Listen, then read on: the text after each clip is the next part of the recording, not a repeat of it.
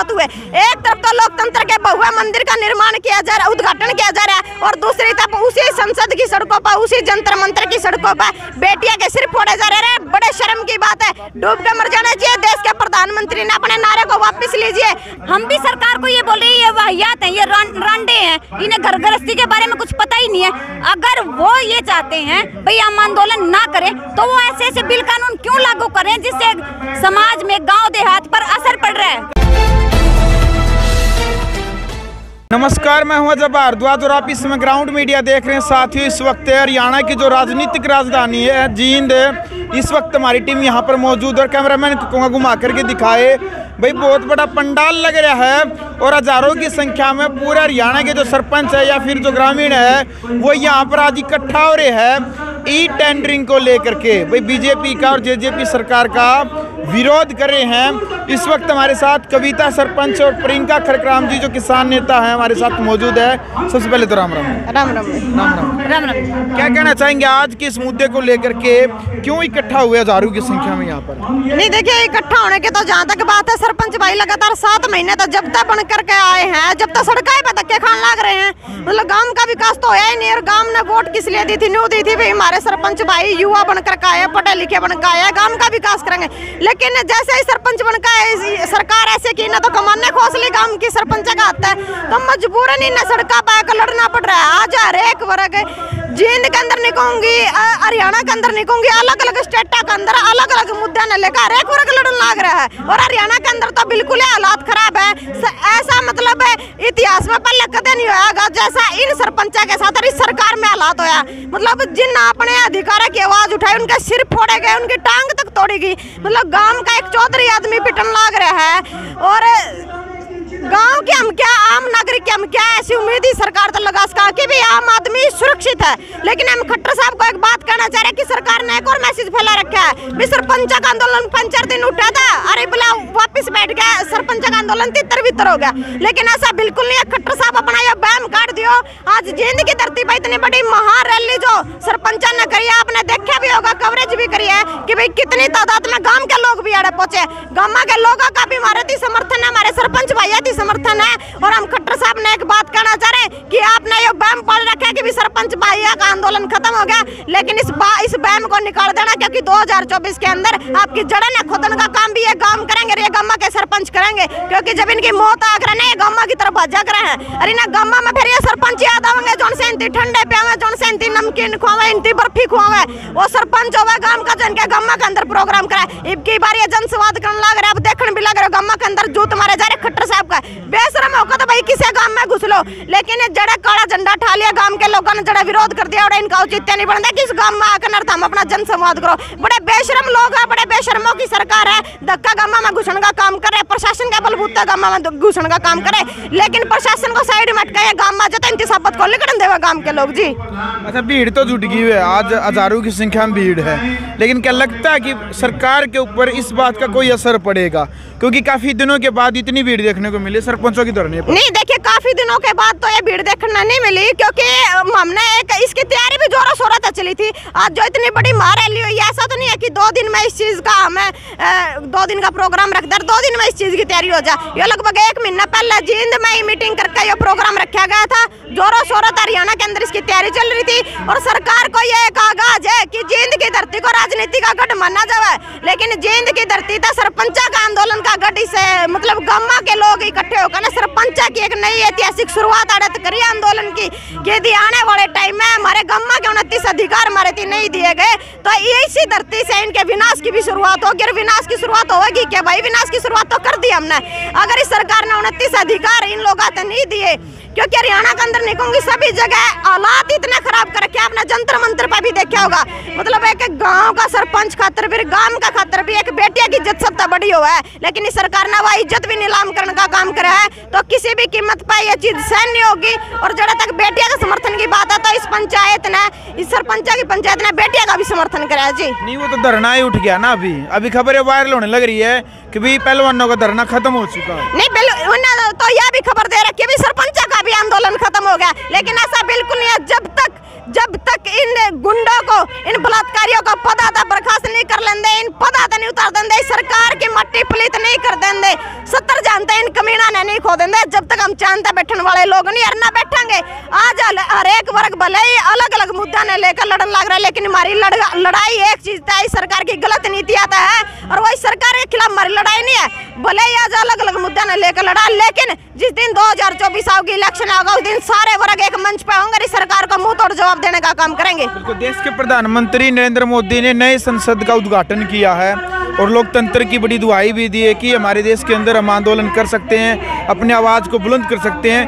पूरे विश्व के अंदर सबसे बड़ी जो लोकतंत्र व्यवस्था वो अपने देश के अंदर है। बिल्कुल देख रहे हो आप कैसा लोकतंत्र है, देख रहे हो आप कैसा लोकतंत्र है। बेटियों के साथ लोकतंत्र पे क्या लात हुए, एक तरफ तो लोकतंत्र के बहुआ मंदिर का निर्माण किया जा रहा है, उद्घाटन किया जा रहा है, और दूसरी तरफ उसी संसद की सड़कों पर, उसी जंतर मंत्र की सड़कों पर बेटियां के सिर फोड़े जा रहे हैं। बड़े शर्म की बात है, डूब के मर जाना चाहिए। देश के प्रधानमंत्री ने अपने नारे को वापस लीजिए, हमें ऐसे नारे की जरूरत नहीं है, ना इस नारे का कोई औचित्य बनता। बेटी बचाओ बेटी पढ़ाओ का इतना बड़ा नारा इस सरकार ने दिया, और इसी सरकार में मतलब शर्म की बात तो यह है कि इसी सरकार में बेटियों की इज्जत पाथ डाले जा रहे। 40 सांसद इनके बलात्कारी बैठे, ब्रजभूषण सिंह इनके जो शोषण कर रहे बेटियां का, उनकी गिरफ्तारी अभी तक नहीं हुई है। तो हम कोई लोकतंत्र, कोई मतलब इस देश के अंदर ऐसा तानाशाही राज हो चुका है कि अपने लठा कदम पर कुछ भी कर सका। और एक IPS अधिकारी ने तो हमारे खिलाड़ी को, बजरंग पुनिया को गोली मारने तक की भी धमकी दी है। मतलब एक गोली मारने की कसर रह रही है। यदि यह भी असरत इस सरकार के अंदर, तो इसको भी पूरा कर लीजिए, क्योंकि सरेआम इज्जत पर हाथ डाला जा रहा है। उससे अच्छा हमारे को एकदम गोली मार कर मार दिया जावे। जी बिल्कुल। जी कविता जी, क्या कहना चाहेंगे आज किस जो सरपंचों की जो पंचायत है, हजारों की संख्या में भीड़ जुटी है, क्या कुछ रिजल्ट आने वाला है इस बात का? भाई देखिए, रिजल्ट तो सरकार का सबको पता है क्या सरकार करी है। रिजल्ट तो यहाँ भाईचारा अपने ही दम पे लेके आएगा, क्योंकि सरकार से हम कोई उम्मीद नहीं करे, क्योंकि सरकार 2014 से जब से आई है, कुछ ना कुछ ऐसा भ्रष्टाचार सरकार ने फैलाया है, जहाँ गांव देहात पर सबसे पहले अटैक हुआ है, जहाँ गांव देहात हर चीज के लिए मान्य था। अभी आप पहले सरपंच थे, अभी आपके पति सरपंच है गाँव खड़ग्राम जी के, तो पंचायत मंत्री का कहना भाई सरपंच अपना काम लग रहे हैं, गांव को विकास करने लग रहे हैं। आपने आपके गांव में अभी तक विकास के कार्य नहीं स्टार्ट किए, नहीं शुरू हुए, जब हमारे हाथ में ही नहीं है कुछ विकास। बीजेपी तो कहने लग रही है हमने कर दिए। बीजेपी तो ये भी कह रही है हमने बेटियों का मान सम्मान किया है। वो आपने देखा होगा परसों वहाँ मान सम्मान कैसा हो रहा था, बेटियों को कचरे की तरह रोडों पर घसीटा जा रहा है। बीजेपी के कहने का क्या है, बीजेपी तो सिर्फ वाहियात जबान चलाती है, वाहियात बिल लेकर आती है, और उसके बाद उन चीजों को संभालना उनके लिए मुश्किल हो जाता है। जो यहाँ पर उन्होंने सरपंचों के ऊपर थोपने का काम किया, राइट टू रिकॉल, और जो यहाँ ई टेंडरिंग का काम जो सरकार करी है, वहाँ सरकार से पूछना चाहती हूँ, हमारा मुद्दा ये नहीं था। हमारा मुद्दा 73वें संशोधन की 11वीं सूची में जो हमारे 29 अधिकार है, वो मुद्दा हमारा है। हमें 29 अधिकार हमारे दिए जाएं, लेकिन पता नहीं क्यों सरकार में बांटने का काम करिए। सरकार चाहती है सिर्फ इन्हीं 2 मुद्दों पर ही ये सरपंच उलझ कर रह जाएं और आप अपना काम करते रहें। यहाँ सरकार से मैं पूछना चाहती हूँ, अगर आपने ई टेंडरिंग से काम करवाना है तो सिर्फ 100 ही ठेकेदार क्यों, बाकी क्यों नहीं? ये एक बड़ा सवाल है। बिल्कुल, ये तो थी सरपंचों की बात। पहलवानों की जैसे आपने बात कही, विनेश फोगाट है, साक्षी मलिक है, बेटियों की न्याय के लिए कह रहे कि भाई यौन शोषण हुआ है, ब्रजभूषण के ऊपर उन्होंने आरोप लगाए हैं। क्या मानते हैं, अभी परसों से लेकर अब तक दोबारा से पहलवानों को बैठने तक नहीं दिया जा रहा है, पुलिस की गाड़ियां उनके पीछे लगा दी गई है। देखिए यहाँ है ना, अगर हम देखें तो सरकार के लिए एक सबसे बड़ा लूज पॉइंट ये है, अगर मान लो ब्रजभूषण सही है तो आप क्यों इतना अत्याचार करें? आप बेटियों को भी कोर्ट तक लेकर जाएं, उनको भी आमने सामने खड़ा करें, जो इन्वेस्टिगेशन आप वो कीजिए। लाठीचार्ज या रोडों पर घसीटने का या बैरिकेड लगाने का क्या मतलब है? यहाँ सरकार का सबसे बड़ा लूज पॉइंट ये है, जो सबसे बड़ा चोर है, बलात्कारी है, गुंडा है, वैश्य है, उसको बचाने का काम सरकार कर रही है। क्यों कर रही है? एक तरफ बोल रही है बेटियों का मान सम्मान करेंगे, बेटी को बचाएंगे और पढ़ाएंगे, और दूसरी तरफ सरकार ने एक महिला संसद बनाने का काम जो किया, उसका उद्घाटन करने के लिए उन्होंने खुद का यहाँ पर एक अपने समाज में है, पुरुष प्रधान समाज है हमारा, लेकिन इस समाज में पुरुष प्रधान के साथ साथ अभी गांव देहात ने महिलाओं को बराबरी का दर्जा दिया था, लेकिन सरकार क्या कर रही है? सरकार इसका उल्टा कर रही है। पुरुष प्रधान को पुरुष प्रधान ही रखना चाहती है, और जो नारे दे रखे हैं वो सिर्फ कागजों में ही दर्ज रखना चाहती है, धरातल पर लागू नहीं करना चाहती।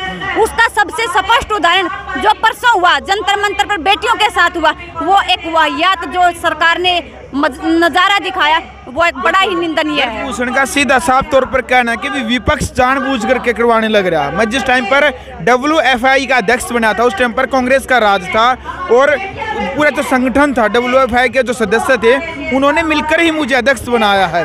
वो ऐसे बोल रहे कि मुझे जानबूझ कर षड्यंत्र के तहत फंसाया जा रहा है। जब वही आपको बढ़ाने वाले हैं तो विपक्ष कहाँ है? अगर विपक्ष मजबूत होता तो बेटियों को क्या इतने दिन रोडों पर बैठना होता? ये एक ज्वलनशील मुद्दा था। लोगों का कहना है कि भी राजनीति होने लग रही है वहाँ बैठ कर। अगर खिलाड़ी राजनीति कर रहे हैं तो आप क्या कर रहे हैं? आपने अपने ऊपर FIR भी नहीं कटने दी, उसके लिए भी हमें सुप्रीम कोर्ट का सहारा लेना पड़ा। आपने भी तो परिवारवाद फैला रखा है। इस कुश्ती संघ में उनके जमाई हैं, उनके चाचा के बेटे हैं, उनकी मतलब बेटियों के देवर हैं। आपने भी तो परिवारवाद फैला रखा है। उस परिवारवाद का जवाब देने के लिए खिलाड़ियों ने यहाँ जो आंदोलन छेड़ रखा है उस आंदोलन को सफल बना के ही रहेगा ये गाँव देहात। सबसे बड़ी बात यहाँ पर जो बेटियों के साथ गलत हुआ, एक पोक्सो एक्ट जिसमें तुरंत कार्रवाई होती है, वो एक्ट लगने के बाद भी वो सरेआम घूम रहा है और वो संसद का जो उद्घाटन करने के लिए पहुंचा। तो यहाँ मैं पूछना चाहती हूँ कहाँ लोकतंत्र है? ये तो लठतंत्र है और इस लठतंत्र को सरकार सिर्फ लठतंत्र तक सीमित नहीं रखना चाहती। यहाँ पर जो पहले गुलामी थी वही गुलामी दोबारा से सरकार लेकर आना चाहती, लेकिन गांव देहात जागरूक हो चुका है और इस लठतंत्र को लोकतंत्र में बदलने की कोशिश कर रहा है। युवा जो हैं वो जागरूक हो चुके हैं, अपने अधिकारों की लड़ाई लड़ रहे हैं। जो संविधान में हमारे अधिकार हैं उन अधिकारों की पहचान सबको हो चुकी है और अभी इसीलिए सरकार के सामने सवाल पर सवाल करते जा रहे हैं। चलो, तो अभी क्या लगता है आपको खट्टर सरकार जो जिस प्रकार से आज एक महापंचायत का आयोजन किया गया है, कुछ असर पड़ेगा इस बात से? देखिए, असर तो सरकार के ऊपर इतने दिन से पड़ ही रहा है। वो बौखलाई हुई है, तभी तो बार बार लाठीचार्ज करी है, बार बार कहीं पर कुछ एक्ट लगा रही है, कहीं पर कुछ एक्ट लगा रही है। 144 जो धारा थी वो बहुत कम लागू होती थी, बहुत कम लगाई जाती थी, लेकिन पता नहीं ये कैसी सरकार है, 2 व्यक्ति इकट्ठा हुए नहीं 144 लागू कर देती है। तो ये एक सबसे बड़ा इफेक्ट सरकार के ऊपर है। आप यहाँ देखिए कितनी जनता इकट्ठा हुई है और जनता को देखकर सरकार हर बार ही घबरा जाती है। सिरों से लड़ाई जीती जाती है और सिर यहाँ पर हैं, इन सिरों से सरकार डरी हुई है। वाकई में कुछ ना कुछ ऐसा होगा 2024 में जहां लोग वोट की चोट से इस्तेमाल करेंगे। चलिए, आप कह रहे हैं कि क्योंकि सभी पहलवान लगातार धरना दे रहे हैं, अभी हाल फिलहाल ताज़ा हालात क्या चल रहे हैं पहलवानों के धरने को लेकर? देखिए, ताज़ा हालात तो ये है, कल विनेश फोगाट जब लाइव आई थी तो उन्होंने सिर्फ 2 कांस्टेबल सिक्योरिटी गार्ड मांगे थे। उसके बाद उनके पीछे इतने लगाए हुए हैं, तो उन्होंने ये भी बोला भी हमारा इनकाउंटर करने की कोशिश की जा रही है। तो यहाँ प्रशासन से पूछना चाहती हूँ, आप इनकाउंटर क्यों करना चाहते हैं? अगर आप में दम है, प्रशासन सेवा सुरक्षा सहयोग के लिए होता है, वो आमने सामने बिठाए। जो धाराएं अगर मान लो हमारे खिलाड़ी 1% हम ये मानते गलत हैं, तो इन पर भी लगाओ धाराएं, इन पर भी लगाओ, इन्वेस्टिगेशन करो, जांच करो, CBI जांच करो, आप सिंपल इन्वेस्टिगेशन करो, उसके बाद ही तो पता चलेगा। कड़वा सवाल है, वो बीजेपी की IT सेल लगातार सोशल मीडिया पे भी लिख रही है, ट्विटर भी कर रही है कि भाई चाहे लड़ाई किसी की भी हो, चाहे सरपंचों की हो, चाहे अध्यापकों की हो, किसी भी विभाग की हो, भाई जो किसान आंदोलन के प्रमुख चेहरे थे उनको भाषण देने के लिए एक स्टेज चाहिए। ये कहीं पर भी कुछ किसी की लड़ाई हो सभी सामने आ जाते हैं। जी, यहाँ पर मैं उनको ये जवाब देना चाहूंगी, जो किसान आंदोलन के चेहरे आप बता रहे हैं वो वही गांव देहात से तो हैं। अगर हमारे समाज में कुछ गलत होगा तो कोई ना कोई तो आवाज उठाएगा। क्या उस आवाज को दबाने आंदोलन जीविका उन्होंने, ये तो सरकार का काम है। हम भी सरकार को ये बोल रहे हैं ये वाहियात है, ये रांडे हैं, इन्हें घर गृहस्थी के बारे में कुछ पता ही नहीं है। अगर वो ये चाहते हैं भाई हम आंदोलन ना करें, तो वो ऐसे बिल कानून क्यों लागू करें जिससे समाज में गाँव देहात पर असर पड़ रहा है? उनका कहना है भाई लोगों ने तो हमें चुना सत्ता में, कानून बनाने का या तोड़ने का, मरोड़ने का, जो परिवर्तन करने का लोगों ने तो उनको अधिकार दिया ना। एक लोकतंत्र व्यवस्था के अनुसार वो MLA या विधायक या फिर वो पार्लियामेंट में सांसद बने हैं, लोगों ने तो बनाया दिया। हमने उन्हें अधिकार दिया, हमारे विकास के लिए दिया, इसलिए नहीं दिया कि वो हमारी बहू बेटियों को रोडों पर घसीटे, इसलिए नहीं दिया कि आप डिजिटलता के नाम पर हमारे लोगों को हर रोज परेशान करें, इसलिए नहीं दिया कि आप गलत धाराएं लगाकर आम जनमानस को परेशान करें। हमने उन्हें अधिकार दिया, आप वहाँ पर बैठे और अपने गाँव देहात का विकास करें, इसीलिए नहीं बनाया था कि आप सारी गलत धाराएं, गलत बिल लगाकर यहाँ जनमानस को परेशान करें, और उसके लिए किसी ना किसी को तो आवाज उठानी पड़ेगी। उसके लिए सरकार चाहे हमें आंदोलन जीवी कहे या हमें कुछ भी कहे, उससे कोई फर्क नहीं पड़ता। किसी ना किसी एक पीढ़ी को तो खराब होना ही पड़ेगा सरकार के साथ लड़ाई लड़कर अपने लोकतंत्र को बचाने के लिए। बिल्कुल। चलो भाई, फिलहाल वीडियो आपने देख लिया। कविता सरपंच है और प्रियंका खरकराम जी जो किसान नेता हमारे साथ मौजूद थी। कमेंट बॉक्स में अपनी राय रखें, वीडियो को ज़्यादा से ज़्यादा शेयर करें। ग्राउंड मीडिया के लिए अपने कैमरामैन शौकीन इंतजार के साथ मैं जब भारद्वाज। राष्ट्र निर्माण की जानकारी के लिए ग्राउंड मीडिया चैनल को सब्सक्राइब करें और शेयर करें।